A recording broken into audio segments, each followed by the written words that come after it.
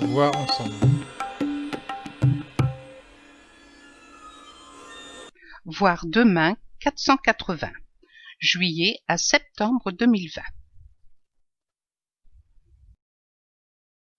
Voir ensemble. Sommaire. Édito. Faire face à la crise sanitaire. Dossier. Covid. Une association face à la crise sanitaire. Organisation. À période inédite, nouvelle organisation. Réorganiser locaux et équipes. L'extérieur se mobilise. Situation exceptionnelle, mesures exceptionnelles. Mobilisation. L'unité spéciale Covid. Adoptons des gestes solidaires. Concilier enjeux sanitaires et économiques. Dans les vignes, un confinement bien occupé. Adaptation. Être présent à distance. Confinement et handicap. Se sentir utile. Toujours présent même confiné. Garder le lien au sein de la famille, voire ensemble. Innovation. La continuité pédagogique. Garder le lien. La visio, un atout pour la déficience visuelle. Zoom sur la nouveauté. L'envie de faire plus. Le temps des vendanges, suite du numéro 479, promotion 2020. Voir ensemble. Les couvertures. À la une. Une association face à la crise sanitaire. Photo. Sur un fond noir, le mot Covid est écrit verticalement. À chaque lettre, un mot est associé. Confinement, organisation, innovation, mobilisation, adaptation. Les couvertures sont faites du même papier que l'intérieur de la revue. Il n'y a donc plus de deuxième et troisième de couverture. Retrouvez-nous sur le site internet de www.voirensemble.asso.fr, Facebook, association Voir Ensemble, Twitter, Voir Ensemble. Voir demain, revue de l'association Voir Ensemble, mouvement chrétien des personnes aveugles et malvoyantes. Association reconnue d'utilité publique en 1954, 15 rue Maillet, 75 006 Paris. Téléphone 01 53 86 00 00. Voir demain, voirensemble.asso.fr. Directeur de la publication, Jacques Charlin. Directrice de la rédaction, Marion Montessuie. Comité éditorial, Nicolas Blinot, Marie-Claude Crescent, Cécile Guimbert, François Lanier, Roger Lordon, Olivier Randria, Sylvie Thésée. Imprimeur Braille, ESAT Renaissance, 10 rue Colbert, 59 800 Lille. Édité en caractère ordinaire, braille intégral et abrégé, en version électronique et audio, accessible sur le site internet de l'association. Dépôt légal, 1er juillet 2020. Quatrième de couverture. Promotion 2020. Millésime 2019, ESAT, le domaine du Puch. Un coffret dégustation de 3 bouteilles offert pour toute commande de 6 cartons. Le rouge du domaine du Puch a été récompensé de la médaille d'or du concours des vins de Lyon. Un rosé, plusieurs fois médaillé, l'or au concours des vins de Lyon, le bronze au concours général de Paris. ESAT, le domaine du Puch, 33 540, Sauveterre de Guyenne. Téléphone 05 56 71 51 15. Email esatlepuche@voirensemble.asso.fr www.voirensemble.asso.fr. Photo. Les 3 bouteilles, blanc, rouge, rosé, avec les médailles remportées. Voir ensemble. Éditorial. Faire face à la crise sanitaire. Marion Montessuie, directrice générale de l'association Voir Ensemble. À l'heure où l'épidémie du Covid s'essouffle, au moment où la société demande des comptes au gouvernement, quelle analyse faire de cette crise au sein de Voir Ensemble? Comment l'association s'est-elle adaptée à cette situation sans précédent?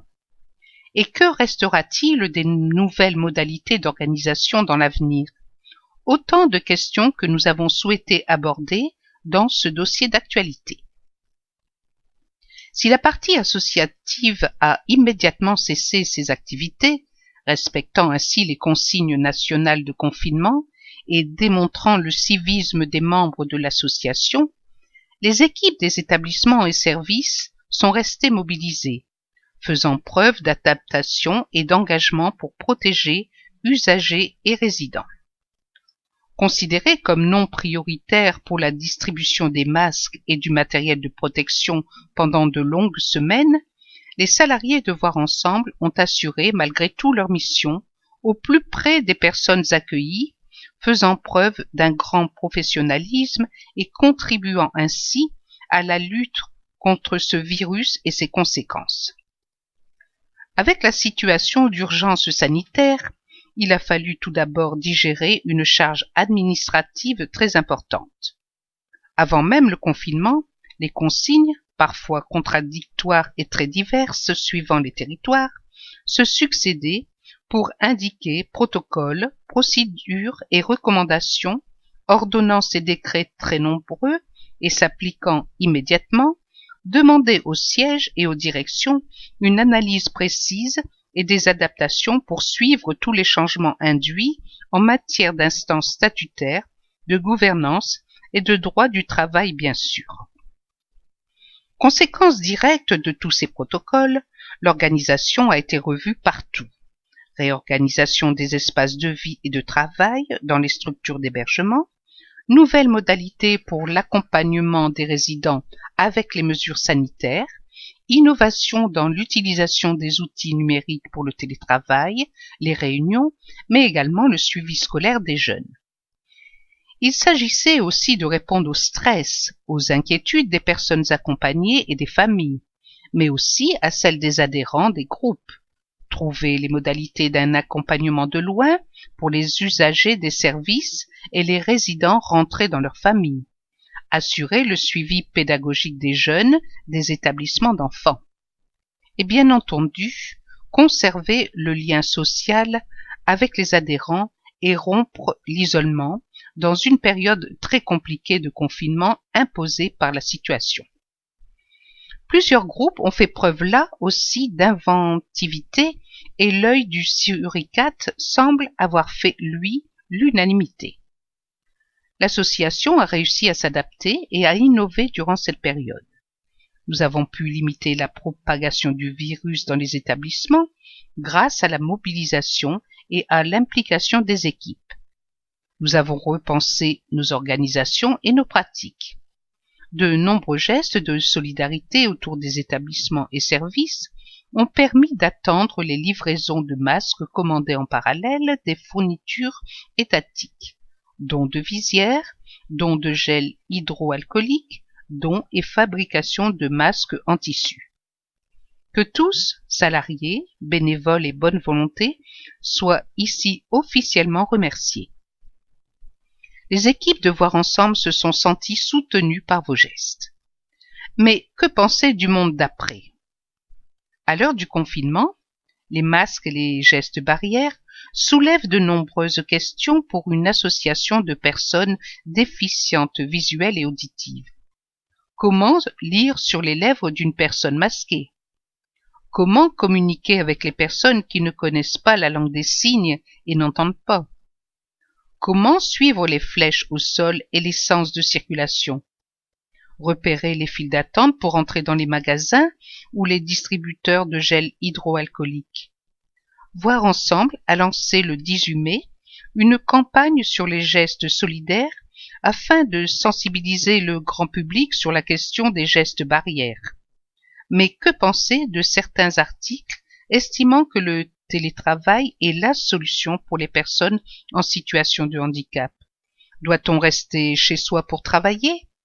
Plusieurs entreprises ont déjà engagé une mutation profonde de leur organisation en éliminant les bureaux et les charges fixes y afférentes, mais que dire du lien social pour des personnes déjà en situation potentielle d'exclusion liée à leur handicap si le télétravail devient la règle?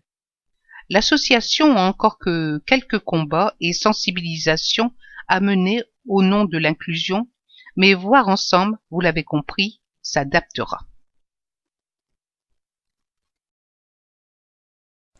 Voir ensemble. Dossier. Faire face à la crise sanitaire. Le dossier est divisé en 4 grands chapitres: organisation, adaptation, mobilisation et innovation, dans lesquels vous retrouverez les témoignages des professionnels et des adhérents de Voir ensemble. Certains pourraient avoir leur place dans chacune des rubriques. Organisation. À période inédite, nouvelle organisation. Nicolas Bossé, responsable qualité à Notre-Dame de Terre-Neuve, département 44. Dans un premier temps, il a fallu rapidement digérer les multiples directives, procédures, protocoles, recommandations des différents réseaux locaux, régionaux et nationaux, ARS, ministère de la Santé, CEPIAS, REPIAS, concernant les mesures sanitaires et l'organisation générale des structures. Cela a débouché notamment sur une nouvelle organisation des équipes et sur la mise en place de zones d'accueil spécifiques des personnes potentiellement contaminées. Un difficile équilibre à trouver entre le respect du confinement et la volonté de ne pas laisser les unités isolées. Après des discussions en équipe, notamment avec les infirmières, très impliquées avec leur regard santé, la direction et les chefs de service, nous avons extrait de toutes ces recommandations les orientations nécessaires à l'adaptation de l'organisation de nos services au niveau des horaires, des moyens, des équipements de protection, du nettoyage.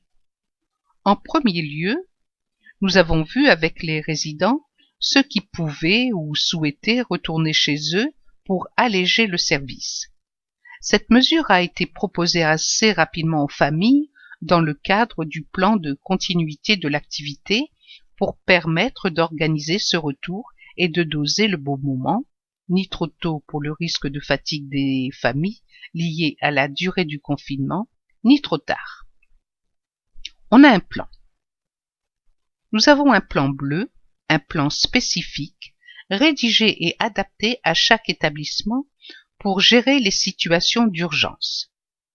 Réjeanne Loyer, la directrice du pôle, a rédigé un plan de continuité des activités. À chaque fois que les recommandations changeaient, ce plan de continuité était revu. Nous en avons eu 8 ou 9 en tout, avec à chaque fois des évolutions et des aménagements, avec, cependant, une logique d'un plan à l'autre. Cela s'est traduit par la mise en place des mesures d'hygiène à l'échelle des 3 sites de l'établissement et par les mesures spécifiques par rapport à la zone Covid que nous avons dû ouvrir. Sur les sites, nous avons informé les équipes par mail ou physiquement pour assurer le suivi des actions spécifiques. Mesures barrières, sur lesquelles nous étions déjà bien préparés, nous avions investi dans des distributeurs de gel hydroalcoolique avant la crise. Cela n'a donc pas été la révolution sur certains sujets, l'hygiène des mains par exemple. Revoir l'organisation. Nous avons allégé les effectifs de résidents, mais aussi les tâches, notamment autour de l'activité, parce que la vie quotidienne a été considérée non à l'échelle de l'établissement, mais à celle de l'unité de vie. Pour éviter la circulation du virus, nous avons sectorisé rapidement les établissements et limité les sorties. L'impact psychologique a été important sur certaines unités ou structures, comme les amarres et le chêne vert, où l'activité vers l'extérieur est importante. L'ensemble des mesures sanitaires, notamment l'habillage et le déshabillage, mais aussi l'entretien renforcé dans les chambres, ont ajouté du stress pour les professionnels, en priorité les aides-soignantes, affectés à l'unité de vie La Fontaine, notre zone tampon, qui permettait de recevoir toutes les personnes suspectées Covid. Des résidents ont été déplacés dans d'autres unités. Le groupe Albatros a été très impliqué, car il y a eu 3 résidents qui sont passés dans cette zone tampon avec des salariés d'Albatros et de La Fontaine qui y sont intervenus prioritairement. S'adapter sans cesse. Et ce n'est pas terminé. Les évolutions se poursuivent encore aujourd'hui dans le cadre du déconfinement. Ces changements et incertitudes vécues sont probablement des nouveaux critères que nous devrons prendre en compte à l'avenir pour maintenir une bonne qualité de notre accompagnement. Photo. Un cadeau d'anniversaire est remis à Emmanuel à l'hébergement par Leïla de l'accueil de jour.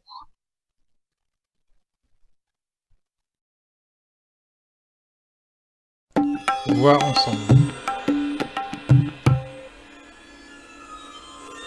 Réorganiser locaux et équipes. Samuel Paul, chef de service des foyers Terre-Neuve et Chêne-Vert, département 44. Le confinement s'annonçait un peu anxiogène. Attendre une vague qui n'est pas arrivée chez nous. Pour se préparer au pire, les équipes ont été extrêmement réactives pour faire face aux inquiétudes de départ et répondre aux défis.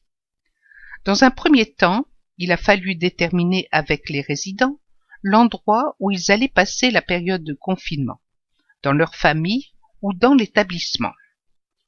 Il nous a paru assez vite évident que la durée du confinement excéderait les 15 jours annoncés initialement. Nous avons donc pu libérer 2 unités de vie, une zone tampon, La Fontaine, qui servait de barrière sanitaire et où on a installé la zone de confinement et le protocole gouttelette, mis à disposition des équipements de protection qui devaient recevoir les personnes suspectées de Covid. Sur un des sites, les effectifs de résidents étant moins nombreux, nous avons réparti le temps de travail en 2 tranches horaires de 12 heures, 8 heures 20 heures et 20 heures 8 heures. Cela nous permettait de bénéficier d'une relève si un membre du personnel était contaminé, d'avoir du personnel de réserve. J'ai dû par la suite réaménager les horaires pour répondre aussi bien à l'épuisement des professionnels qui se retrouvaient à enchaîner 12 heures d'affilée qu'à leur sentiment d'isolement, puisqu'ils se retrouvaient enfermés avec les résidents qui ont vécu cette période de confinement dans l'établissement. Finalement, nous n'avons eu aucun malade, mais des suspicions pour 2 personnes reçues dans ces locaux avec des protocoles extrêmement contraignants. Nous avons rencontré un problème d'organisation dû aux limites architecturales de certains locaux, comme ceux du Chêne Vert. Pas de sanitaire dans chaque chambre, or partager des espaces sanitaires augmente les risques de propagation et oblige à un nettoyage plus fréquent. Un choix difficile. Quand nous avons annoncé aux familles les modalités du confinement, elles étaient tiraillées entre laisser leur enfant dans l'établissement et ne pas le voir pendant un temps peut-être assez long, ou le prendre chez eux avec les risques que comporte la gestion de la vie quotidienne au domicile. Au sortir de cette expérience, le retour des familles est très positif, notamment en raison de leur disponibilité obligée, arrêt du travail ou télétravail. Pour certains, cela leur rappelait la période des vacances quand leur enfant était plus jeune et rentrait chez eux pour les vacances.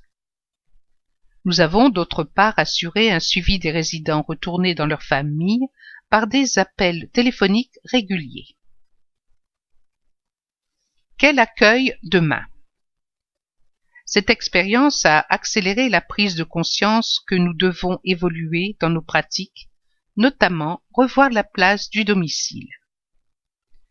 Est-ce que l'hébergement à temps plein est une solution qui convient systématiquement, ou bien devons-nous réfléchir à d'autres options comme l'hébergement séquentiel? Cela force à s'interroger sur un besoin d'assouplissement des modalités d'accueil actuelles. Il y a sans doute d'autres équilibres à trouver, comme être une structure d'accueil pendant des périodes difficiles, comme celle que nous venons de vivre. Nous avons été sollicités par l'ARS pour créer un établissement éphémère. Cela devrait servir pour les personnes vivant une situation difficile en famille ou dans un habitat isolé pour les accueillir et leur offrir un recours. La période d'incertitude que nous venons de vivre a réhabilité d'une certaine façon les établissements. Les pouvoirs publics se sont tournés vers eux pour trouver des solutions sécurisées. Il y a des enseignements à tirer de cette période. Parmi les aspects positifs qui vont être réinvestis par la suite, nous avons vécu un ralentissement bénéfique, un recentrage sur les activités à l'intérieur de l'établissement que les collègues ont apprécié et ont envie de prolonger, nous interrogeant sur la frénésie d'activités qui perdait un peu de sens. Photo: François, un usager qui vient en accueil de jour aux Amarres tous les jours et rejoint son domicile chez son papa le soir, a dessiné sa maison et la fermeture de l'accueil de jour pendant de nombreux jours. 2 résidents de Notre-Dame de Terre-Neuve ont la chance de profiter du parc de l'établissement tout en respectant la distance physique et en portant un masque. Voir ensemble. L'extérieur se mobilise. Équipe de l'EHPAD Saint-Pierre à Saint-Satur, département 18. Durant cette période très particulière, nous avons eu la joie de recevoir du réconfort de la part des habitants, des entreprises locales, des militaires, de la gendarmerie et des familles. En effet, nous avons reçu une tablette tactile, d'excellents chocolats, des masques en tissu réalisés par des couturières bénévoles, des fraises, des crottins de Chavignol, de délicieux repas à emporter et divers dons de matériel de protection. Nous avons également eu la chance d'avoir le soutien d'autres salariés du pôle Centre Auvergne-Bourgogne qui sont venus nous prêter main forte avec un grand professionnalisme. Tous les protocoles ont été revus en fonction de l'évolution de la situation, avec l'aide d'une professionnelle de santé de la plateforme Handicap Rare, l'infirmière, qui s'est portée volontaire. Réorganiser les accompagnements. Les résidents ont été confinés dans leur chambre dès l'annonce du président de la République. Le personnel a été pourvu très rapidement en équipement de protection, surblouse, masque, gants. Par ailleurs, un médecin généraliste a été référent Covid-19 au sein de la structure. Au moment aigu de la crise au sein de l'établissement, le personnel a été testé, ainsi que certains résidents. Le renfort bienvenu de personnel volontaire venant de l'IJA a permis de mettre en place des accompagnements individualisés et d'apporter du réconfort. La psychologue a dû augmenter son temps de travail afin de répondre aux besoins des résidents durant cette période. Des appels en visio avec les proches des résidents ont été mis en place puisque les visites extérieures étaient interdites. Il a fallu réaménager les activités auparavant collectives en activités individuelles. L'organisation des repas a été revue. Les résidents étaient servis en chambre. Nous avons également revu les accompagnements quotidiens, centrés encore davantage sur le rythme de chaque résident. Des temps de sortie ont été ainsi aménagés. Des masques en tissu ont été distribués aux résidents qui pouvaient le supporter. Photo, récréation musicale dans le jardin de la résidence Saint-Pierre, l'EHPAD situé à Saint-Satur, département 18. Un accordéoniste régale les résidents installés sur des chaises confortables à une distance réglementaire les uns des autres. Voir ensemble. Situation exceptionnelle, mesure exceptionnelle. Équipe du foyer La Pyramide à Yzeure, département 03. En mars, comme l'ensemble de la population, les résidents et les professionnels du foyer La Pyramide ont eu à vivre, travailler avec le confinement. Outre l'application des gestes barrières et protocoles assurant hygiène et sécurité physique, une autre préoccupation était d'assurer le confort de vie physique et psychique des personnes accueillies, adultes avec handicap rare. Pour ce faire, nous avons organisé les accompagnements en proposant des entretiens téléphoniques programmés avec la psychologue de l'établissement, des séances de relaxation par Skype avec la psychomotricienne dans la salle de Snozelen, salle multisensorielle, des appels Skype avec les proches de nos résidents, la possibilité de faire des courses hebdomadaires grâce à 2 membres du personnel pour les résidents qui le souhaitaient. Concernant le service d'accueil de jour, un réaménagement des activités par petits groupes avec désinfection systématique du matériel mis à disposition a été proposé. Un réaménagement des accompagnements quotidiens a été organisé, centré encore davantage sur le rythme de chacun, avec des temps d'animation collective, mais en petits groupes, tournés principalement sur le jardin. Désherbage du terrain de pétanque, jeux d'extérieur, peinture des mobiliers des terrasses ou sur la cuisine.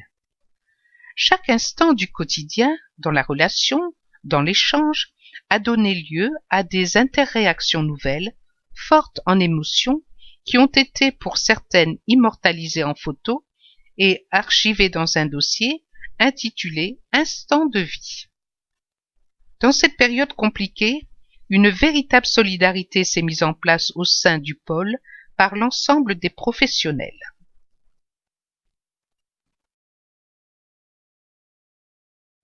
Voir ensemble. Mobilisation. L'unité spéciale Covid. Maria Rondeau, Selena Dupin, AMP, aide médico-psychologique du groupe Albatros Terre-Neuve, département 44. C'était une première pour nous d'avoir une unité spécialisée pour accueillir des résidents en confinement.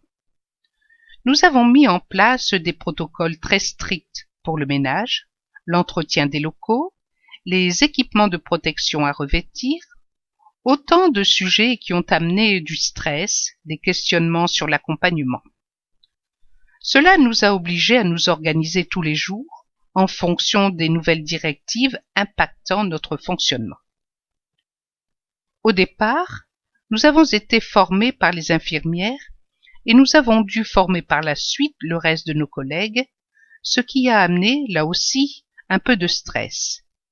Nous devions être certaines d'avoir bien retenu tous les éléments pour retransmettre les bons gestes et les bonnes informations. Une fois les routines mises en place, le stress a diminué. La fontaine est l'unité de vie qui a servi de zone Covid pour recevoir les résidents suspectés de Covid, 2 personnes testées négatives par la suite et un résident sortant de l'hôpital. Il a fallu continuer d'accompagner le reste des résidents de l'unité encore présents sur d'autres unités pendant le même temps et nous repartir les tâches avec les collègues. Cela a demandé un changement complet de l'organisation de l'unité. Il est impossible d'entrer dans la zone Covid si on n'est pas équipé. Tout le matériel est disponible. Gants, masques, charlottes, lunettes, gel, surblouse, surchaussures. Avant d'entrer dans la chambre du malade, il faut anticiper tout le matériel nécessaire, chariot de linge, de ménage, puisqu'une fois entré, on ne ressort pas avant la fin du service, ou alors il faut recommencer le protocole habillage-déshabillage. On laisse la surblouse dans la salle de bain de la chambre du résident, on remet une surblouse propre pour aller en voir un autre. Une fois les 3 accompagnements terminés, on jette le matériel infecté dans des sacs d'asserie, déchets d'activités de soins à risque, on dépose le reste du matériel sur des patères dans le couloir et on désinfecte nos lunettes. Une seule personne par journée en général était prévue pour assurer l'accompagnement pendant 12 heures d'affilée avec la personne. Tout le monde ne pouvait pas y aller puisqu'il fallait avoir été formé au préalable. Des éléments positifs. Nous avons eu droit à des formations qui ont rafraîchi nos connaissances sur l'utilisation des masques et le lavage des mains. Nous n'avions pas forcément les bons gestes ni les bonnes recommandations au départ. Pour la communication avec les résidents, nous utilisons le Makaton sur Albatros. La distanciation physique a forcé tout le monde à se mettre dans le bain. Dans le Makaton, nous utilisons les gestes et les pictos. Pour dire bonjour, par exemple, on ne se touche pas, ce qui est parfaitement adapté à la période. Cela a obligé tout le monde à utiliser les gestes plutôt que de se serrer la main. Nous avons également proposé des appels en visio avec les parents, des moments très forts, appréciés de part et d'autre. C'est un élément qui est réclamé pour la suite, un outil supplémentaire pour maintenir le contact.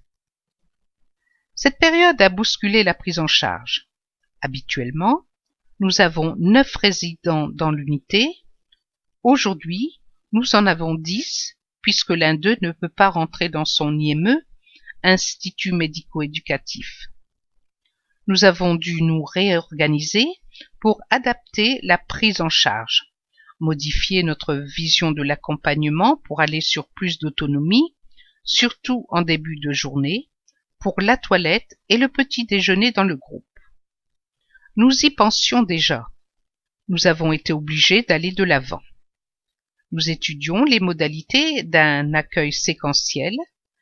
Un résident est accueilli en internat, en IME du lundi au vendredi et chez nous du vendredi soir au lundi matin, car il n'a pas de famille proche pour l'accueillir. Quand il repart le lundi matin, il est remplacé par une autre résidente qui peut rentrer chez elle le week-end. On a permuté des pièces pour créer une chambre supplémentaire. Nous sommes en pleine période de test sur cette nouvelle organisation. Voir ensemble.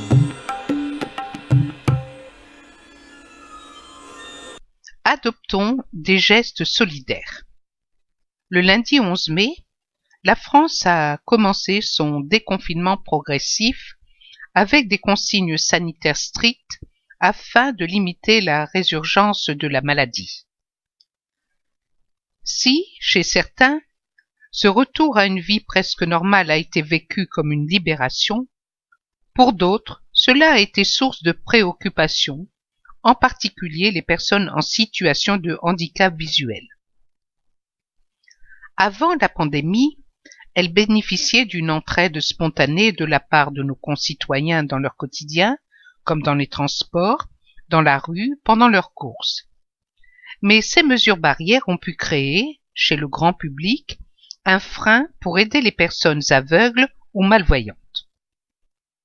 Soucieuse que la solidarité ne reste pas confinée, Voir Ensemble a lancé, le lundi 18 mai, une campagne de sensibilisation sur ses réseaux sociaux. Autour de 4 gestes solidaires, notre objectif était de rappeler l'importance de l'aide qu'ils peuvent apporter aux personnes déficientes visuelles dans cette situation inédite. Les gestes solidaires que nous proposions d'adopter étaient les suivants: aider au déplacement, rompre l'isolement, aider pour les courses. La solidarité est contagieuse. Vous avez été nombreux à les partager et nous vous remercions. Plus nous les partagerons, plus nous serons entendus. C'est ensemble que nous pouvons faire bouger les lignes. Pour en savoir plus sur cette campagne, https://www.voirensemble.asso.fr/déconfinement-adopter-geste-solidaire-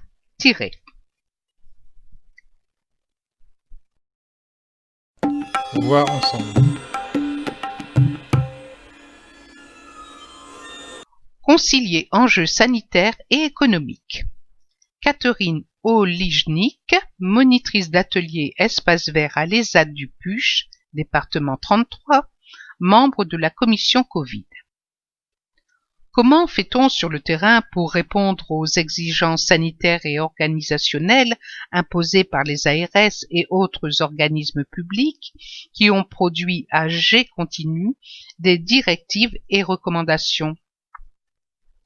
Les aides du Puch, pour accueillir et préserver la santé usagers et professionnelle, a dû revoir la gestion des flux et des espaces, et continuer à maintenir son activité avec les moyens du bord, car la production agricole, elle, ne s'est pas mise en pause pendant le confinement. Le 17 mars, les usagers de l'ESAT sont rentrés se confiner chez eux, cela jusqu'au 12 mai. La situation pour le personnel a été un peu différente. Jusque fin mars, mis à part l'horticulture et la viticulture, les professionnels sont restés chez eux. Fin mars, les moniteurs des autres ateliers, espaces verts, conditionnement, mais aussi l'administratif et la direction, sont allés aider leurs collègues de la vigne et de la serre d'horticulture. Une entraide s'est mise en place en fonction des besoins sur chaque secteur. Pour la vigne, nous avons dû faire appel à un prestataire de service pour nous aider à répondre à la charge de travail. Mi-avril, les monitrices de l'atelier Espace Vert ont dû, avec l'aide de Benoît Puot, directeur technique, assurer les engagements sur des chantiers pris avant le confinement. Il a fallu compenser le manque de main-d'œuvre habituel en louant du matériel plus gros pour venir à bout de certains travaux. Pendant le confinement, chaque moniteur avait appelé ses usagers chaque semaine pour maintenir le lien, prendre de leurs nouvelles et voir si tout se passait bien. Les 3 premières semaines de confinement, les retours de nos usagers étaient plutôt bons. Ils se reposaient. Le travail à l'ESAT étant physique. La 4e semaine, l'ennui s'est fait sentir. Le 12 mai, nous avons demandé aux ouvriers s'ils étaient volontaires pour reprendre le travail. Certains avaient trouvé le temps long et avaient hâte de revenir, de reprendre une activité physique et de retrouver ce qui constitue une grande part de leur vie sociale. La lourdeur des protocoles. Avant le retour des ouvriers, M. Dubourg, directeur de l'ESAT, a mis en place une commission Covid qui a étudié la mise en place des recommandations sanitaires pour les adapter à notre terrain par rapport aux différents corps de métier. Elle a planché sur les modalités de reprise du travail en suivant les protocoles en vigueur. Au fur et à mesure des nouvelles informations, la priorité était de protéger au maximum les usagers et les professionnels de l'ESAT. Les mesures ont été installées, procédure d'accueil dans les locaux des ouvriers et du personnel, déplacement en navette, régulation de l'accès à la cantine, un lieu de proximité évident. Nous utilisons 2 véhicules de 9 places pour convoyer les usagers qui viennent d'endroits différents. Parmi les mesures retenues pour le transport en navette, réduction du nombre de voyageurs dans chaque véhicule, chacun porte son masque, les passagers ne touchent pas aux portes, juste aux ceintures de sécurité. Gel avant et après le voyage, écart d'1 mètre entre chaque. Pour l'atelier espace vert, il a fallu prendre un véhicule supplémentaire pour respecter les distances physiques qu'il a fallu désinfecter tous les soirs. Dans les affiches Covid simplifiées et adaptées, ont été installées partout dans les locaux et les véhicules pour prévenir et rappeler les risques. Concernant la cantine, il a fallu revoir le sens de circulation, les procédures d'hygiène, en particulier pour la personne qui fait la cuisine et le ménage, limiter l'accès à la salle de repas par rapport au nombre de mètres carrés, une personne pour 4 mètres carrés, dont certains ont mangé dehors et en cas de pluie, une salle prévue à cet effet. L'arrivée à l'ESAT des personnels et usagers est également très structurée. Une fois sortis de la navette, passage obligatoire par le sas d'entrée, où ils attendent avec les distances de sécurité, que Claude Danvin, éducateur technique spécialisé en charge du médico-social au PUCH, leur prenne la température, notée dans un cahier d'émargement, les invite à aller au sanitaire pour se laver les mains, mettre un nouveau masque, se relaver les mains et ensuite partir vers leur atelier respectif. Si quelqu'un a plus de 38 degrés 2, il retourne chez lui. Nous avons dû déplacer les vestiaires, un lieu confiné, où ils étaient dans une trop grande proximité pour les installer momentanément dans les différents ateliers. Le plus simple étant qu'ils arrivent et repartent avec leur tenue de travail pour éviter des soucis supplémentaires. Le matériel est désinfecté la veille au soir avec un produit virucide. Chez les clients, à chaque fois qu'un opérateur reprend une machine, il faut la désinfecter systématiquement. Les ouvriers doivent se laver les mains le plus possible. Les éléments de protection individuelle sont personnalisés et transportés dans un sac individuel. On s'équipe pour aller chez les fournisseurs. Le bilan est positif puisque nous n'avons pas eu de cas jusqu'à présent. Les moniteurs doivent être extrêmement vigilants au respect des mesures d'hygiène. Lavage des mains, désinfection, port du masque. C'est du travail et du stress en plus pour les professionnels de l'ESAT par rapport à la situation habituelle. Nous avons dû également désinfecter les outils que nous utilisons en commun, téléphone, ordinateur, photocopieuse, ainsi que les poignées des portes. Les bonnes idées. La reprise était très attendue par la grande majorité des ouvriers, pleins de bonne volonté pour récupérer le temps perdu. Financièrement, c'est une perte sévère en raison de la baisse d'activité. Le coût de l'organisation pendant cette crise sanitaire est très important pour notre structure, que ce soit pour les équipements de protection, les produits de nettoyage, le gel ou les heures supplémentaires des professionnels. Nous avons mis en place un service de livraison de légumes qui s'est rapidement transformé en drive fermier. Au début, nous avons livré les clients qui passaient des commandes de légumes de notre atelier permaculture. 15 jours après, les clients venaient récupérer leurs commandes directement sur place. Le 12 mai, la réouverture des serres s'est faite en respectant les mêmes protocoles d'hygiène pour le public et les salariés que dans les magasins. Photo. Les serres de l'horticulture, une activité très importante à l'ESAT du Puch. Voir ensemble. Dans les vignes. Pendant le confinement, l'atelier viticulture ne s'est jamais arrêté. Seuls les usagers sont restés chez eux par mesure de précaution. Laurenceau a dû prendre en charge les différentes tâches et faire appel à une entreprise extérieure pour pallier l'absence des ouvriers de l'ESAT. Quelques-uns sont revenus depuis le 18 mai. Les professionnels ont gardé le contact avec les usagers par téléphone ou visuellement chaque semaine. Aujourd'hui, le travail ne manque pas et nous espérons avoir une belle récolte.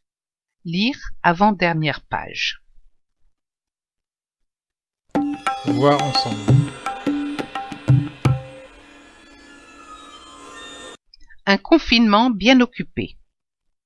Grâce aux infos données par le siège de Voir Ensemble, très pratique et sympathique, le confinement a été bien meublé. Lecture au creux de l'oreille, visite avec les souffleurs d'images, et puis, pour moi, la radio, la lecture et le rangement, sans oublier la cuisine, car mon mari est très gourmand. J'ai transféré tous les courriels que je pensais intéressants pour mes camarades. J'y ai ajouté souvent un petit mot de soutien. Toutes les semaines, j'ai appelé 1, 2 ou 3 personnes. Les membres du groupe s'appellent également entre eux. Rien de spectaculaire, mais un peu de lien tout de même. Une nouvelle adhérente a récemment appris le braille alors que je lui ai envoyé des lettres en intégrale de plus en plus longues jusqu'à 6 pages. Lors d'une conversation téléphonique, elle m'avait dit ne rien avoir à lire, car les médiathèques étaient fermées. Marie-France, département 15. Voir ensemble. La pastorale mobilisée. Nous avons envisagé de demander aux aumôniers d'écrire à tour de rôle un texte de méditation ou de réflexion qui pourrait être envoyé à tous les responsables de groupe, à charge pour eux de le distribuer à tous les adhérents. Cette proposition a été reçue avec enthousiasme. Les aumôniers se sont engagés à tour de rôle pour préparer un texte, et cela jusqu'au début du mois de juillet. Cette initiative a permis de renforcer leur mission, de les conforter dans leur sentiment d'appartenance à une association nationale telle que Voir Ensemble, de mieux se connaître et de mieux les associer à la pastorale nationale de Voir Ensemble. Cette méditation pourra être utile au groupe pour animer à l'occasion une réunion, mais aussi alimenter spirituellement les différentes commissions ou regroupements de Voir Ensemble. Roger, aumônier national, département 74. Voir ensemble.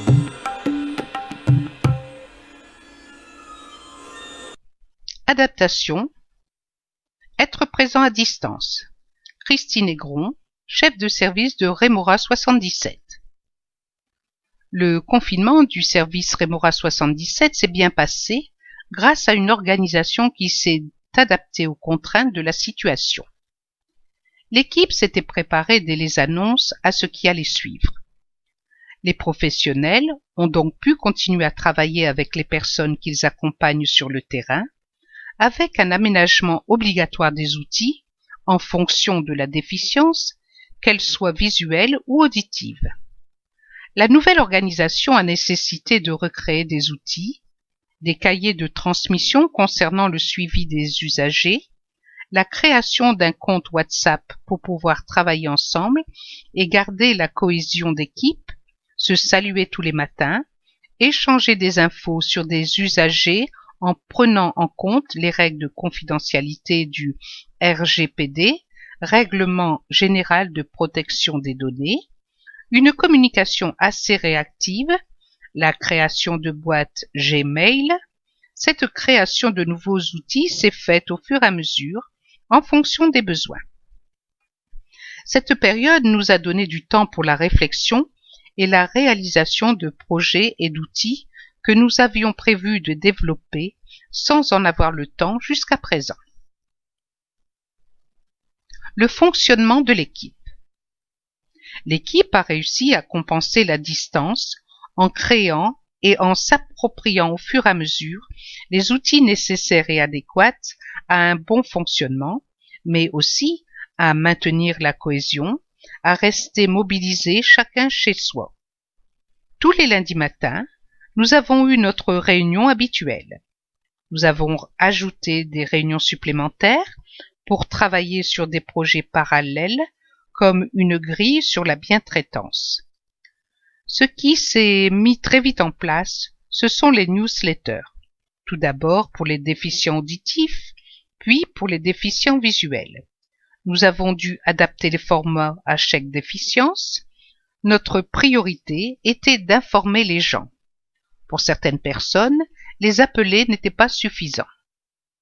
Nous avons mis également en place un groupe de relaxation par webcam et aussi un groupe de parole qui s'est retrouvé 2 fois pour les usagers particulièrement angoissés, par webcam pour les déficients auditifs, par téléphone pour les déficients visuels. Cela a apaisé les personnes suivies. La psychologue a travaillé sur la respiration lors de ces groupes, ce qui a permis de faire baisser l'anxiété. Les usagers ont été appelés 1 fois au moins par semaine, voire plus si besoin. Quand il y a eu une nécessité de faire une intervention, un professionnel s'est déplacé au domicile. Cela a demandé un très grand travail de coordination. Nous avons beaucoup travaillé avec le territoire. Nous sommes en relation avec les PAT, pôles d'autonomie territoriaux, au nombre de 6 sur la Seine-et-Marne, avec les CCAS, Centres communaux d'action sociale. Nous sommes intervenus de concert pour accompagner des personnes qui ont manifesté des difficultés, entre autres celles suivies par des aides ménagères. Les relations entre toutes ces instances et nous-mêmes ont été fluides. Même chose pour ce qui a été des tests Covid. Il a fallu envoyer une des personnes que nous accompagnons sur une plateforme Covid. Le suivi avec les médecins qui l'ont pris en charge s'est très bien passé. Un détail intéressant. Les déficients visuels, la première semaine, nous ont dit que la situation de confinement ne changeait pas grand-chose pour eux. Voilà notre vie. L'inquiétude était plutôt du côté des déficients auditifs qui ont ressenti une grande angoisse au départ. La difficulté pour nos usagers était de savoir quand et comment sortir, quel protocole, quelles précautions à suivre. Pour toutes les personnes qui avaient des activités, c'était très difficile. Plus de communication avec les autres. Le port du masque crée évidemment une impossibilité pour eux de lire sur les lèvres, sauf avec un masque adapté avec une partie transparente. C'est là que l'idée de la newsletter a eu tout son sens. La newsletter. Comment est venue l'idée? L'équipe des professionnels a tout de suite pris conscience de la difficulté pour les personnes déficientes auditives de s'informer. L'objectif de cette newsletter était donc d'expliquer ce qu'est le Covid et ses implications en termes d'organisation. Les mesures barrières, comment on met le masque, la distanciation physique. Elle comprend plusieurs rubriques: information, activité, volet médical. Dans un second temps, nous sommes dit qu'il fallait faire la même chose pour les déficients visuels. Au début, nous en avons fait 2 ou 3 par semaine, en y mettant une seule information, afin de mieux s'adapter aux usagers déficients visuels que l'on accompagne et pour lesquels trop d'informations étaient trop lourd. La question a été l'adaptation du support. Quel format utiliser? Mail, WhatsApp, enregistrement sonore? Une réflexion a été menée avec, dans un premier temps, certains salariés du service Remora 95, puis Remora 93. La newsletter a connu un grand succès auprès des déficients auditifs. Au départ, c'était un projet de confinement, mais il est souhaitable que cette initiative continue avec les 3 services. La suite de l'aventure est encore à imaginer. Il faut réfléchir à quelque chose de dynamique, réactif et pas trop chronophage, car notre travail est avant tout d'accompagner les usagers. Voir ensemble.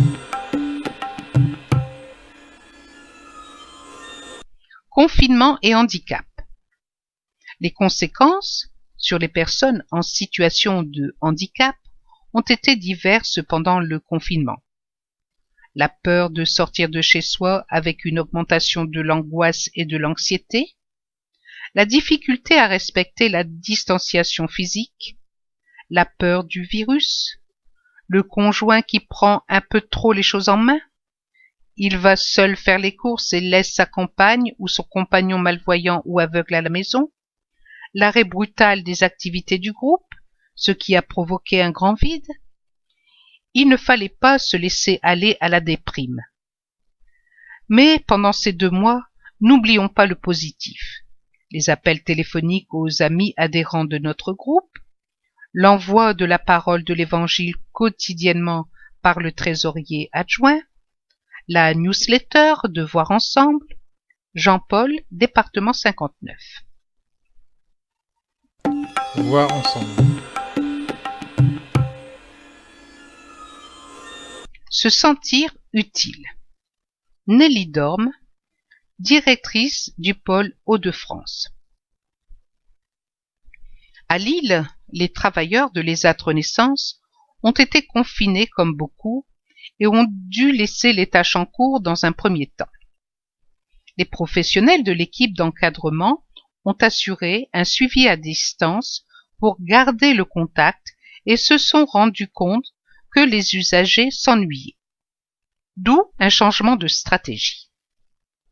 Les locaux habituels étant fermés, une permanence téléphonique a été mise en place.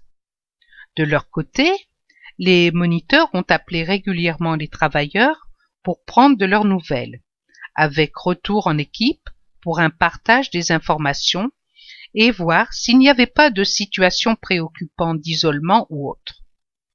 Au fur et à mesure du temps, nous avons pris conscience que certains usagers commençaient à s'ennuyer et qu'ils étaient tout à fait capables de faire de la mise sous pli chez eux.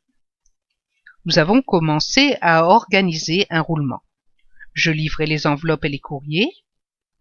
Comme les usagers étaient en lien régulier avec les moniteurs, ils précisaient lors de l'appel s'ils avaient terminé, s'ils voulaient continuer ou pas, et je refaisais le circuit en récupérant les enveloppes remplies et en déposant les nouvelles.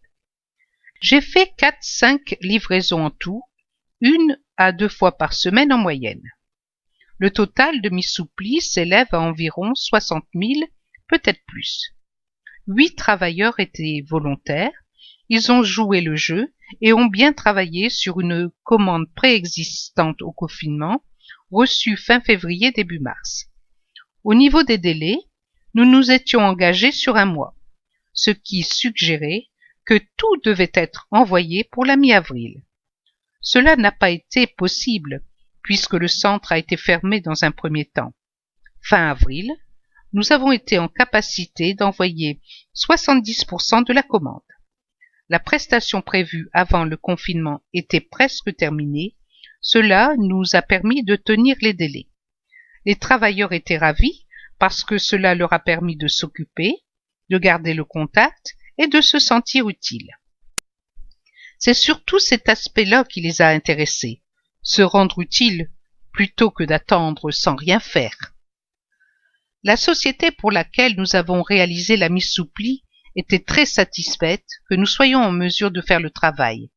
Une prestation d'assemblage de composants électriques, qui était en cours au moment de la fermeture de l'ESAT, a été réalisée par les moniteurs et la directrice pour pouvoir livrer le client dans les délais. Voir ensemble.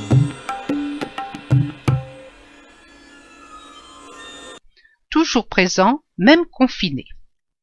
Marie Fournier, responsable de service CERDA SAS HR PCPE en Mayenne, département 53.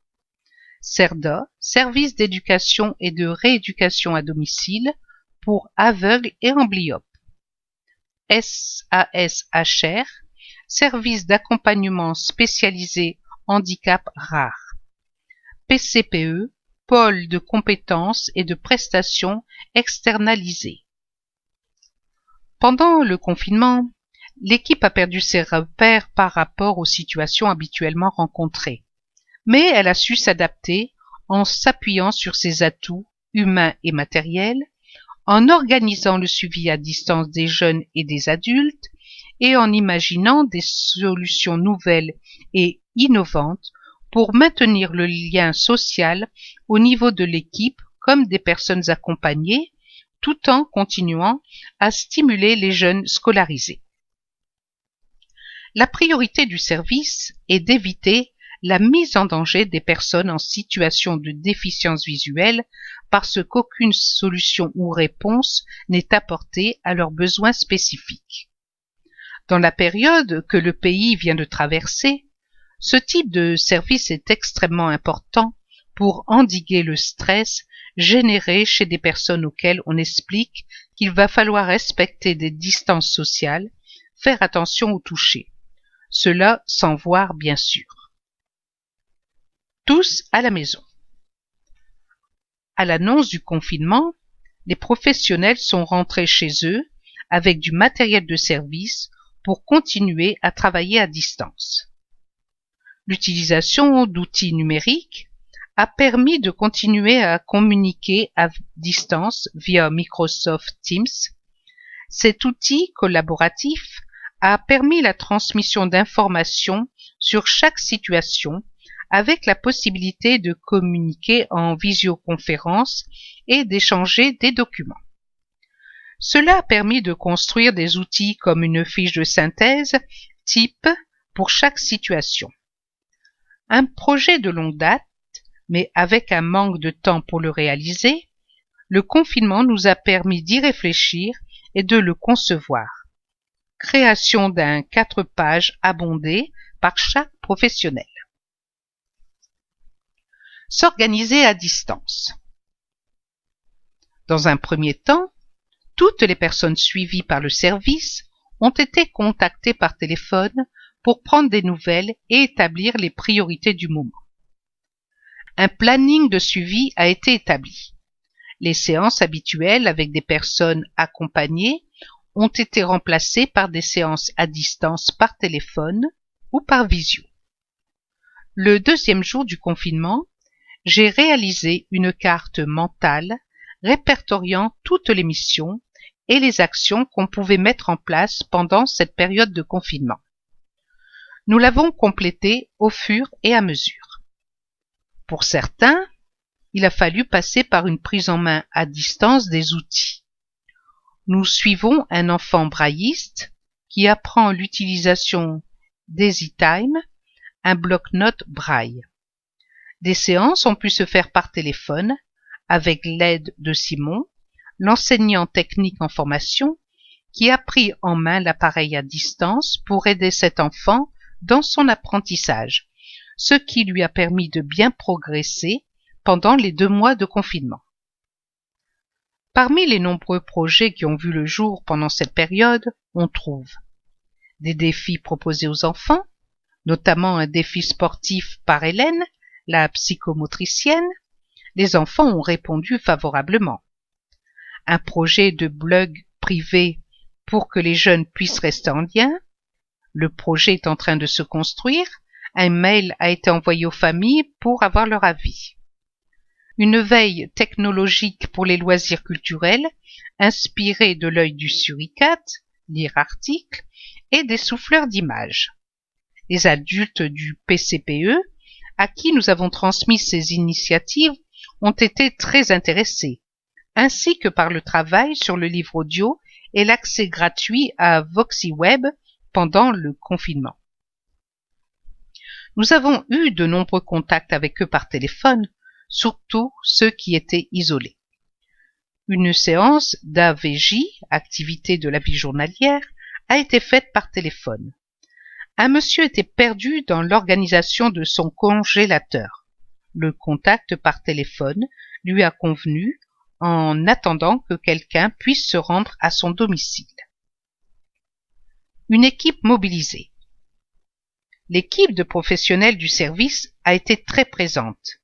Elle s'est adaptée à chaque situation et fait preuve d'une grande flexibilité.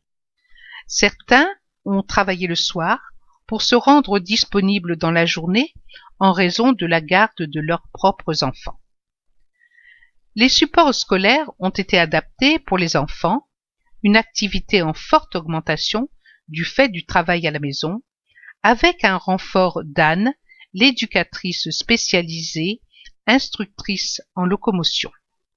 Des déplacements au domicile des enfants ont été organisés pour déposer les adaptations, du matériel technique et des jeux adaptés, car certaines familles n'en avaient pas, et le temps leur semblait long parfois. Elsa, la psychologue, s'est déplacée pour 2 adultes qu'elle sentait en grande difficulté, en situation de grand isolement. Des rendez-vous à l'extérieur ont été mis en œuvre, très bénéfiques pour ces 2 personnes, notamment pour l'une d'elles qui a perdu la vue brutalement 1 an auparavant et qui était en grande difficulté pour trouver des repères. Photo. La jeune Mélusine, une dizaine d'années, malvoyante, répond aux défis physiques lancés par Anne, la psychomotricienne, en se déplaçant sur un parcours avec obstacles. Voir ensemble.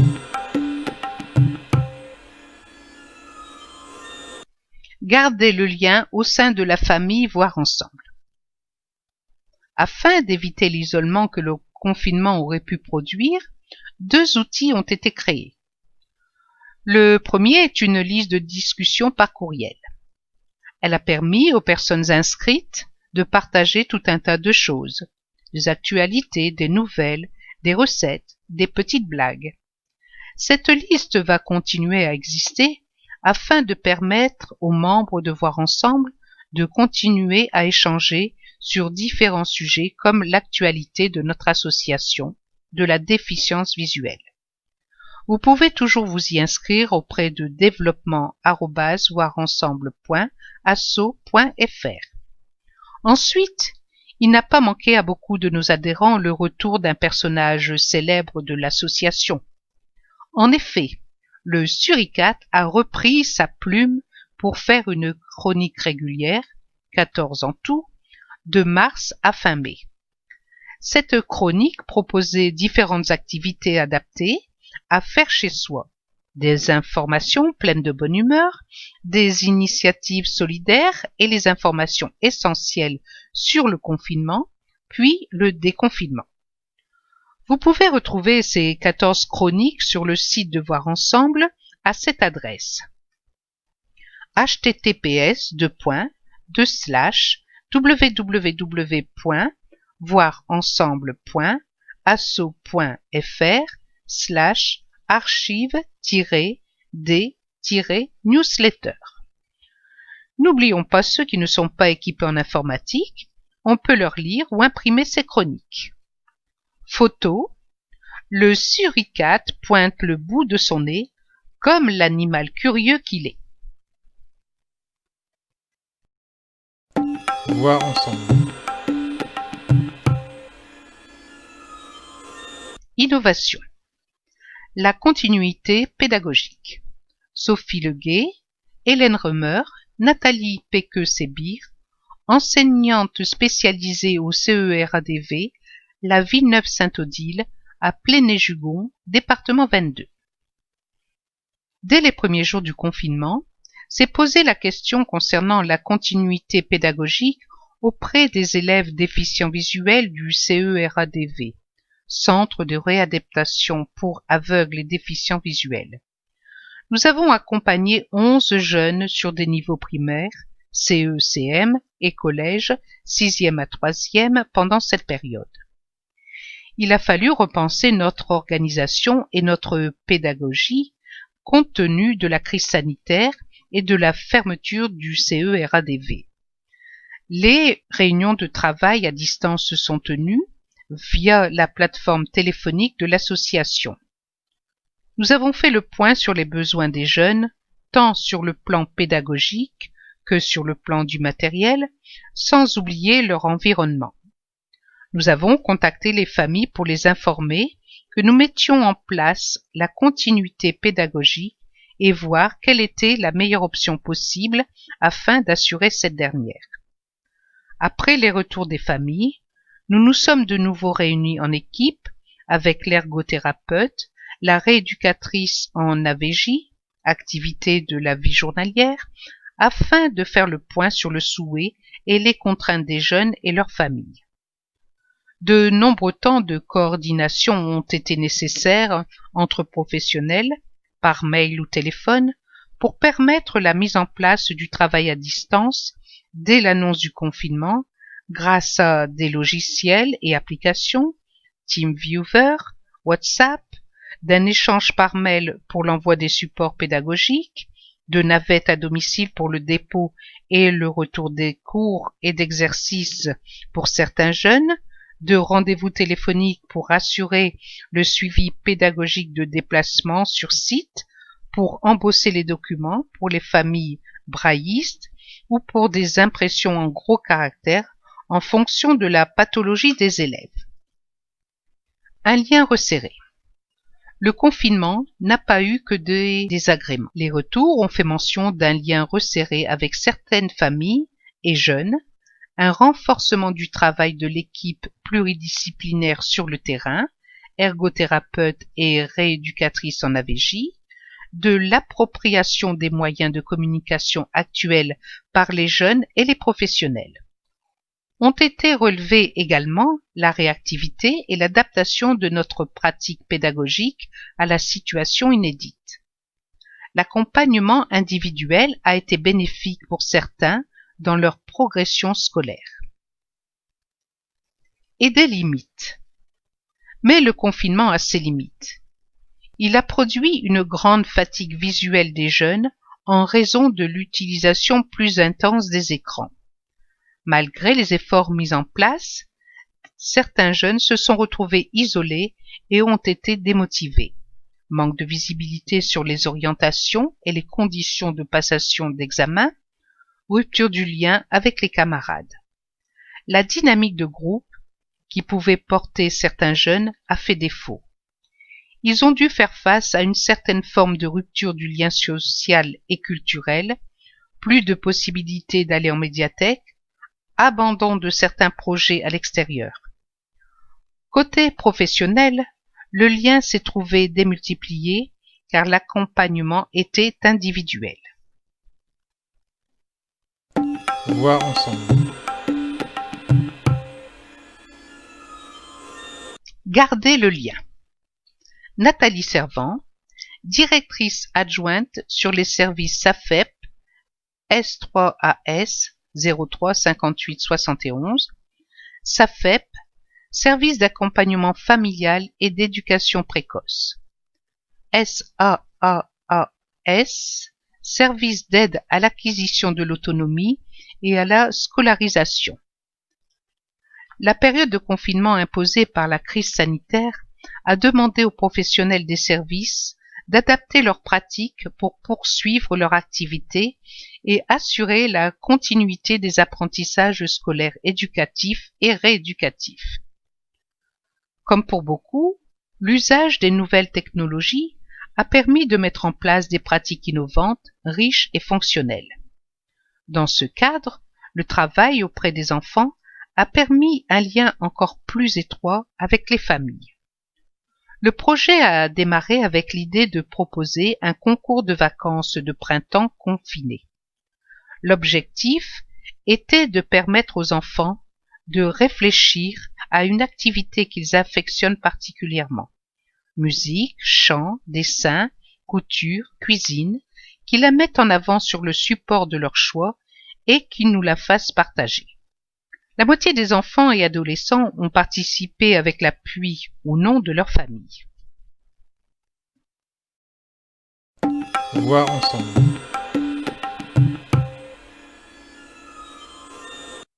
La visio, un atout pour la déficience visuelle. L'équipe de l'IJA, Institut des jeunes aveugles Les Charmettes, Yzeure, département 03. Dès le début de la période de confinement, des échanges téléphoniques réguliers ont eu lieu entre professionnels et familles de jeunes scolarisés au sein de l'établissement. Ces appels avaient pour objet de maintenir le lien, rassurer et cibler les besoins ou demandes des jeunes et ou de leurs familles. Il est apparu que les jeunes de l'IJA avaient un besoin important de privilégier un lien social autre que l'environnement familial. En effet, ils demandaient régulièrement des nouvelles des autres, enfants ou professionnels, évoquaient une forme d'ennui. Il semblait nécessaire, pour éviter des tensions, des angoisses, de pallier ce besoin. Nous avons imaginé la création d'un support à la communication de groupe. Même si certains des élèves sont non-voyants, les professionnels ont opté pour un support en visioconférence pour que le plus grand nombre y ait accès et qu'ils puissent communiquer les uns avec les autres en direct. Plusieurs étapes. Il a fallu au préalable constituer des groupes en lien avec leur section d'appartenance pour garantir au mieux un semblant de vie de section. 3 groupes, SEES, SEPHA et SPFP, établir le déroulement de la séance visio, qu'aborde-t-on, comment, entrer en lien avec les familles pour installer l'application permettant la visio. À la suite de ces différentes étapes, les groupes ont pu commencer à voir le jour, pour le bonheur de tous. Les séances se sont déroulées sur des jours et horaires définis ensemble, jeunes et professionnels, pendant une durée d'1 heure. Ces temps ont permis aux jeunes de s'exprimer sur leurs ressentis, leur angoisse liée au confinement, d'expliquer le déroulement de leurs journées et les activités réalisées, d'échanger avec leurs pairs, d'échanger avec leurs professionnels. L'objectif était ainsi de maintenir un lien essentiel entre tous, de façon à éviter une rupture brutale et durable qui serait néfaste au bien-être des jeunes et de leurs familles et préjudiciable au suivi du projet du jeune. La possibilité était laissée aux parents, aux familles de participer s'il y avait des questions à aborder d'une manière générale. Une participation suivie. Ces séances se sont mises en place à raison d'1 heure par semaine pour chaque groupe, avec une participation régulière de 16 jeunes et 6 animateurs. Au fil des séances, de nouveaux besoins et idées sont apparus. Partager sous la forme de vidéos, de photos, les activités réalisées au domicile durant cette période de confinement. Nous avons partagé des recettes, des photos de Pâques, des vidéos musicales, des jeux en famille, découvert les animaux de compagnie de certains. Ce mode de communication a également permis aux enseignants de pratiquer des cours individuels à distance pour des jeunes plus en difficulté et ainsi assurer au mieux l'accompagnement proposé en temps ordinaire. Une nouvelle forme de communication est née entre tous et permet de maintenir ce lien de proximité si cher à chacun d'entre nous. Cette expérience, aussi difficile et particulière soit-elle, nous recentre sur l'essentiel et nous ouvre les yeux sur les missions que nous devons remplir, quelles que soient les conditions. Merci à l'ensemble des acteurs de cette expérience d'avoir pu faire que ce projet aboutisse. Voir ensemble.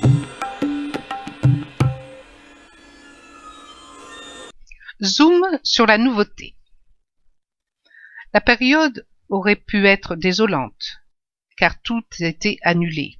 Les permanences, les rencontres de toutes sortes, au musée, au théâtre, les voyages et le pèlerinage. Mais nous avons découvert Zoom et les conférences téléphoniques. Muriel et Marie-Claude ont proposé un temps de partage pour mieux nous préparer à la fête de Pâques. Puis Jean-Noël a pensé qu'on pourrait faire des permanences à thème. Nous nous sommes réunis ainsi 4 fois par semaine. Des surprises il y en a eu, avec Laurent, qui nous a donné un petit concert de guitare, Ouisa, qui nous dit souvent des poèmes, Hervé, qui n'en manque pas une, et ces témoignages de Daniel, Pierre, Ouisa et Patricia, qui nous ont raconté leur parcours de vie, le monde, qu'Agnès nous lit, Sandra et ses lectures. Nous arrivons à nous écouter, et cela nous réjouit d'avoir, pendant un temps, rompu cette pesante solitude. Cécile, département 75. Voir ensemble. L'envie de faire plus. Laetitia Rousseau, infirmière à mi-temps, chargée du médico-social au foyer Le Phare de Bordeaux, département 33. L'établissement Le Phare de Bordeaux est un foyer d'hébergement pour travailleurs d'ESAT présentant des handicaps différents, visuels, auditifs, psychiques, intellectuels. Ils se sont retrouvés avec l'équipe de professionnels privés de leurs liens sociaux extérieurs habituels, professionnels principalement, pendant le confinement, à vivre en vase clos. La question s'est alors posée de garder le contact avec le monde extérieur. Nous avons installé sur les téléphones des applications pour que les résidents puissent avoir accès à des vidéos, notamment pour les sourds. Nous nous sommes rendus compte qu'ils restaient malgré tout en situation d'isolement, en manque de lien social. J'ai mis une annonce sur les réseaux sociaux pour présenter leur situation et notre recherche d'aide et de soutien qui seraient les bienvenus pour maintenir un lien avec l'extérieur, pour rendre ce moment plus vivable. Je ne savais pas ce qui allait en sortir. J'ai eu énormément de réponses à ma grande surprise. Morgane, qui a une société, TIC Productions en région parisienne. Elle a un grand réseau culturel, notamment des lecteurs. Elle a proposé de mettre en place tous les matins, en se servant de WhatsApp et de notre rétroprojecteur, des lectures avec les résidents, mais aussi de la danse, des visites de musées. Elle nous a trouvé 5 lecteurs dans son réseau, plus un membre de sa famille, un danseur, qui a su s'adapter à nos résidents. Ces derniers ont découvert des livres drôles avec des intervenants sympathiques. Il y a eu aussi une maman médecin, Sabrina, et ses 2 jeunes adolescents, Udo et Maya, qui a trouvé ce partage vraiment très intéressant. Ils sont intervenus tous les samedis matins pour proposer des activités diverses avec le même dispositif, WhatsApp plus rétroprojecteur. Une guide touristique, Valérie, a proposé tous les mardis après-midi des échanges culturels sur les monuments de Bordeaux pour le plus grand plaisir des participants, dont un qui a un master d'histoire médiévale et que les échanges ont passionné. Cela a eu un grand succès, auprès des résidents mais aussi de l'équipe. Ces activités ont permis de structurer les journées. Au fur et à mesure du temps, les liens sont devenus plus forts entre les résidents et les intervenants, qui ont fini par s'appeler par leur prénom. Tous les intervenants avaient au préalable été sensibilisés aux différentes déficiences et problèmes de nos résidents. Et après ? Les échanges ne se sont pas contentés de tourner autour des images ou des livres. Ils ont débordé du cadre initial. Un des intervenants, dont la femme est musicienne, a proposé une lecture musicale. Un autre, dont la femme est peintre, a proposé une visite guidée des tableaux de la maison. Les interactions se sont enrichies au fur et à mesure. L'atelier corporel de danse du vendredi après-midi sur Skype avec le cousin de Morgane, Johan, a été largement plébiscité par les résidents. Il s'est parfaitement adapté aux déficients auditifs et visuels et, après un peu de curiosité au début, a été très suivi. Une pâtissière de Bordeaux a également répondu à notre appel. Elle a proposé de faire tous les jours un gâteau en pâte à sucre avec de la couleur pour les malvoyants. Elle en a fait un en forme de phare. Toutes ces actions ont redynamisé l'équipe qui subissait aussi les contraintes du confinement, pendant lequel les prises en charge éducatives étaient un peu différentes. L'organisation d'une journée a changé pendant cette période par rapport aux journées habituelles où les résidents travaillent. Le rythme était chamboulé. Nous avons créé des liens un peu différents, redécouvert nos résidents.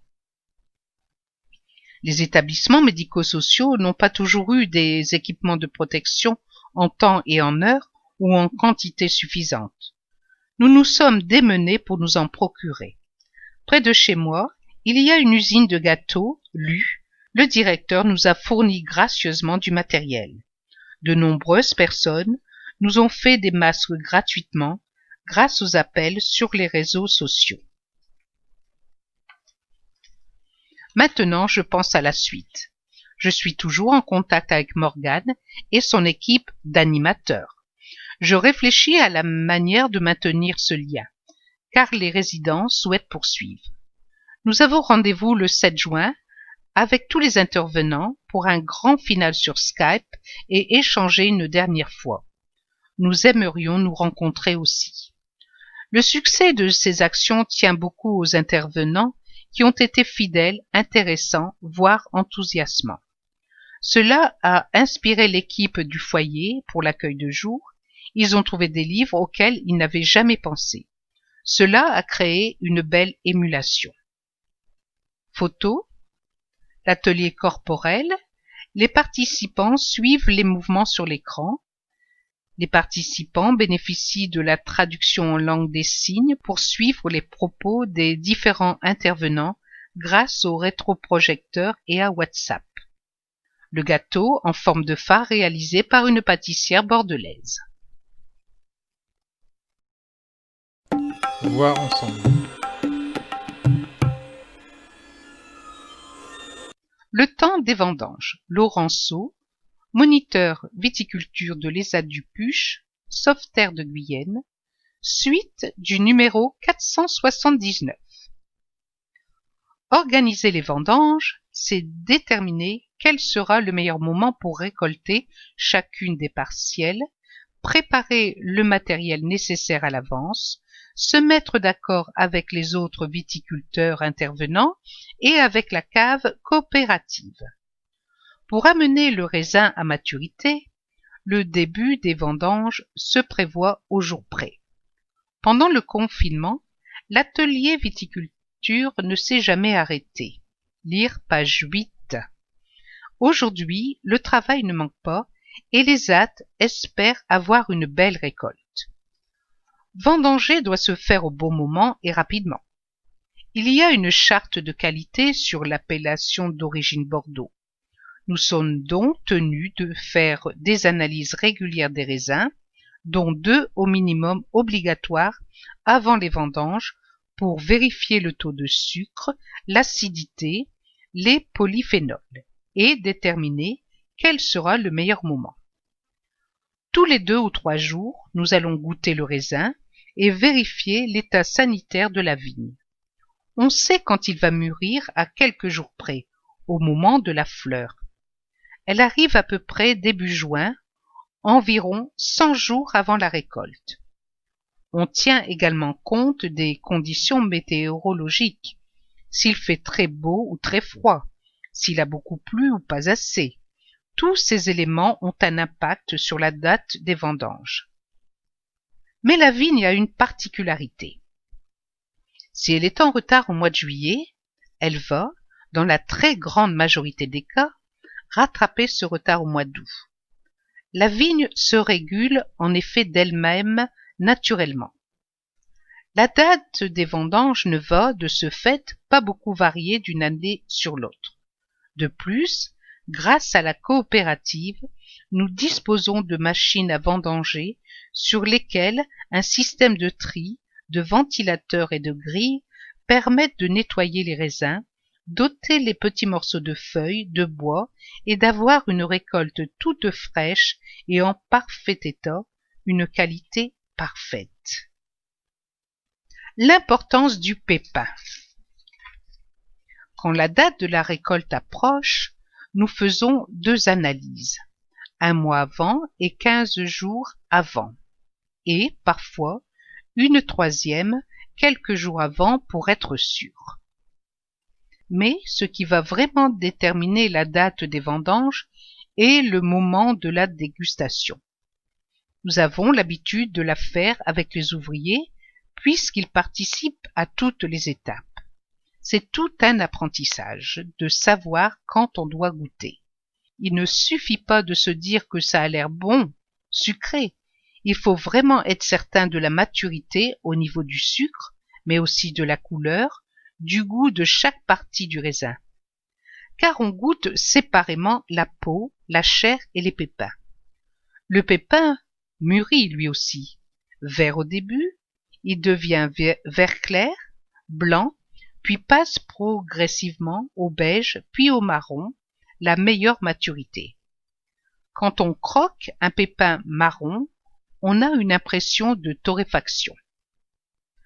En 2019, il a fait très beau, avec une fin d'été très chaude et très douce, et nous avons eu une très bonne maturité, une chair et des raisins sucrés.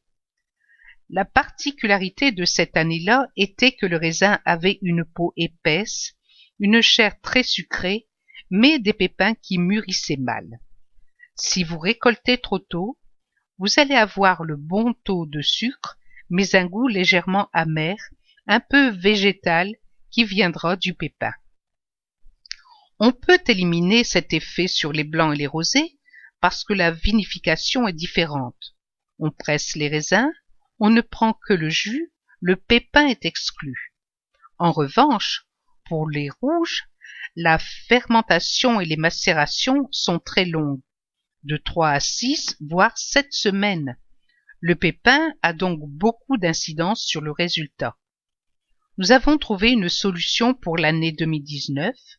Nous avons eu une très bonne maturité des merlots avec des pépins bien mûrs.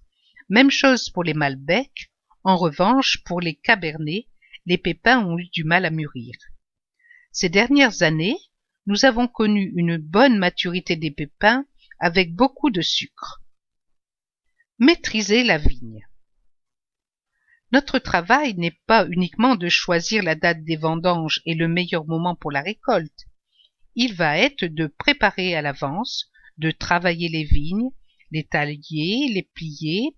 Il consiste à faire en sorte que les bois de vigne portent les fruits au bon endroit. Dans le Bordelais, le pied de vigne monte en T ou en Y, avec au bout les astes, les bois porteurs de fruits, qui auront été choisis au moment de la taille.